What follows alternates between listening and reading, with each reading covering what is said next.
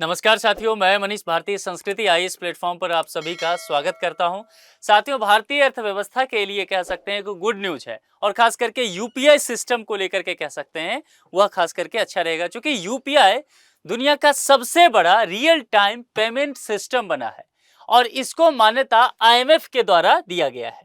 ठीक है, अंतर्राष्ट्रीय मुद्रा कोष ने ही यह मान्यता यूपीआई को दिया है। इससे जुड़े हुए खबर जो है पार्लियामेंट में सरकार ने जानकारी देकर के बताया है। यूपीआई को अंतर्राष्ट्रीय मुद्रा कोष यानी कि आईएमएफ के द्वारा दुनिया का सबसे बड़ा रियल टाइम पेमेंट सिस्टम मानते हुए दिया गया। और देखिए, ग्लोबल ट्रांजैक्शन में 49% हिस्सेदारी साझा करता है यूपीआई। आप समझ सकते हैं, भारत का जो कह सकते हैं ना यूपीआई का लोहा पूरे दुनिया में चल रहा है। क्या जानकारी दिया गया है, जरा इसको जरा विस्तार से समझते हैं। अंतर्राष्ट्रीय मुद्रा कोष यानी कि आईएमएफ ने भारत के यूनिफाइड पेमेंट्स इंटरफेस यानी कि यूपीआई को लेन देन की मात्रा के आधार पर, ध्यान देना है, यह बेश बताया गया है कि किस आधार पर दिया गया है, लेन देन की मात्रा के आधार पर दुनिया के सबसे बड़े रियल टाइम पेमेंट सिस्टम के रूप में मान्यता दिया गया है। यह जानकारी सोमवार को सरकार ने पार्लियामेंट के अंतर्गत दिया। वित्त राज्य मंत्री हैं पंकज चौधरी, उन्होंने लोकसभा में एक लिखित उत्तर में यह बताया कि यह जानकारी जो है आईएमएफ की जून 2025 की जो रिपोर्ट है, बढ़ते खुदरा डिजिटल भुगतान इंटरऑपरेबिलिटी की वैल्यू में दर्ज किया गया है। तो निश्चित तौर पर यूपीआई को लेकर के और भारतीय अर्थव्यवस्था को लेकर के एक सराहना वाली बात है।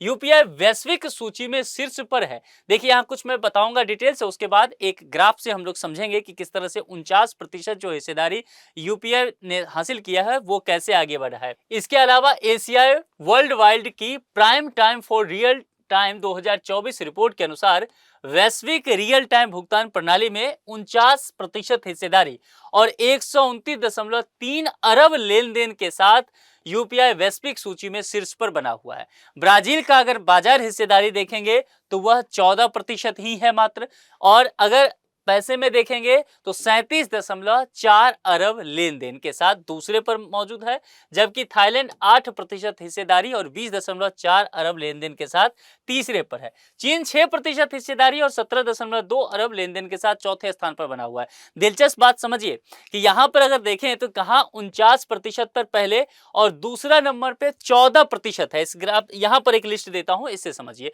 ये ज्यादा बेहतर तरीके से आपको बता पाएगा। अन्य प्रमुख अंतरराष्ट्रीय रियल टाइम भुगतान प्लेटफॉर्म के मुकाबले यूपीआई की क्या स्थिति है यह बताया गया है। इसमें तमाम देशों के विषय में बताया गया है और लेन देन की मात्रा अरब में बताई गई है, और यहां पर वैश्विक रियल टाइम भुगतान प्लेटफॉर्म का हिस्सा बताया गया है जो कि परसेंटेज में आपको देखने को मिलेगा। अब भारत के हिसाब से समझिए, भारत में अगर देखेंगे लेन देन की मात्रा अरब में जो है 129.3 तक पहुंचता है और हिस्सेदारी 49%। तो जाहिर सी बात है पहले नंबर पे तो देखने को मिलेगा ही। लेकिन दिलचस्प दूसरी बात है जो मैं जिस पर आपको ध्यान दिलाना चाह रहा हूं, ब्राजील को देखिए, क्योंकि दूसरे नंबर पर सीधे ब्राजील है, और ब्राजील अगर लेन देन की मात्रा देखेंगे तो केवल 37.4 है। देखिए, 129 और केवल 37.4, कितना बड़ा फासला ये है। यानी कि कहते हैं कि दूर दूर तक हमारे टक्कर में नहीं कोई है, वैसा ही कुछ होता हुआ यहां पर दिख रहा है। और बाजार हिस्सेदारी भी देखिए, कहां पर ये जो है 49 और कहां पर केवल और केवल 14%। यहां अगर परसेंटेज के आधार पर भी देखेंगे तो कोई टक्कर में नहीं है। तीसरे नंबर के हिसाब से थाईलैंड की तुलना करें फिर तो और ज्यादा दूरी नजर आएगा, केवल 20.4, और ये तो दहाई में भी नहीं गया, ये दोनों तीनों दहाई में भी नहीं नजर आएगा। अन्य पूरा मिला देते हैं तब जाकर के 52.8 होता है, और कुल मिलाकर के बाजार हिस्सेदारी जितने भी कंट्री हैं सबका मिला दें तो केवल 20% तक जाएगा। चीन का अगर देखेंगे तो केवल 6% है, भारत का 49%। और देखिए, जिस तरह से यूपीआई की पॉपुलैरिटी बढ़ती जा रही है और भारत सरकार विभिन्न देशों के साथ जो ये समझौते करती जा रही है, निश्चित तौर पर आने वाले समय में ये और तेजी से ये ग्राफ हमें बढ़ता हुआ दिखेगा। और ये पूरी जानकारी जो है वित्त मंत्रालय में राज्य मंत्री हैं श्री पंकज चौधरी, उन्होंने लोकसभा में एक प्रश्न के लिखित उत्तर में ये जानकारी यहां पर दिया है।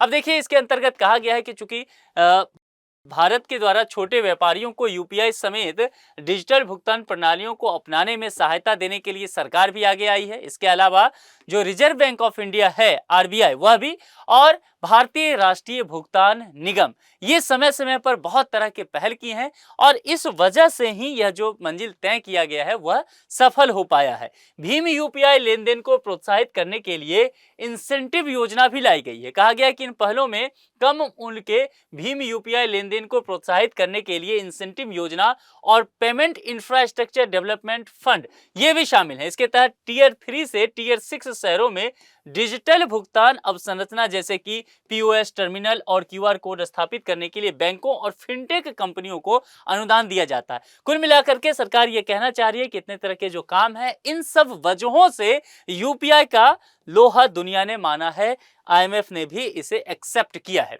इसके अलावा जो जानकारी दिया गया है उसमें कहा गया है कि पीआईडीएफ के माध्यम से लगभग 5.45 करोड़ डिजिटल टच पॉइंट स्थापित किए गए हैं, जिसमें इन्होंने जानकारी दिया कि 31 अक्टूबर 2025 तक टीयर 3 से लेकर के टीयर 6 केंद्रों में पीआईडीएफ के माध्यम से लगभग 5.45 करोड़ डिजिटल टच पॉइंट स्थापित किए जा चुके हैं। इसके अलावा अगर वित्त वर्ष 2024-25 की चर्चा किया जाए तो करीब 6.5 करोड़ व्यापारियों के लिए 56.86 करोड़ क्यूआर कोड लगाए गए हैं। अब जाहिर सी बात है कि अगर व्यापारियों तक इसको बढ़ावा देती है सरकार लगातार या जो एजेंसियां हैं तो निश्चित तौर पर यूपीआई का दायरा बढ़ता नजर आएगा। यह भी कहा गया कि आरबीआई और एनपीसीआई ने देश भर में सार्वजनिक सेवाओं, परिवहन और ई कॉमर्स प्लेटफॉर्म तक में रुपए और यूपीआई आधारित डिजिटल लेन देन को बढ़ावा देने के लिए और भी कई तरह के कदम उठाए हैं और ये जो सफलता मिला है यूपीआई को,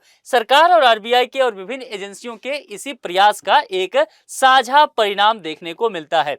आप लोगों को क्या लगता है कि क्या आने वाले समय में यूपीआई की बाजार हिस्सेदारी क्या 50% से बढ़ने वाली है? आपके जो भी विचार हैं कमेंट बॉक्स में लिख करके बता सकते हैं। आज के लिए इतना ही। जुड़ने के लिए आप सभी का बहुत बहुत शुक्रिया। Thank you so much.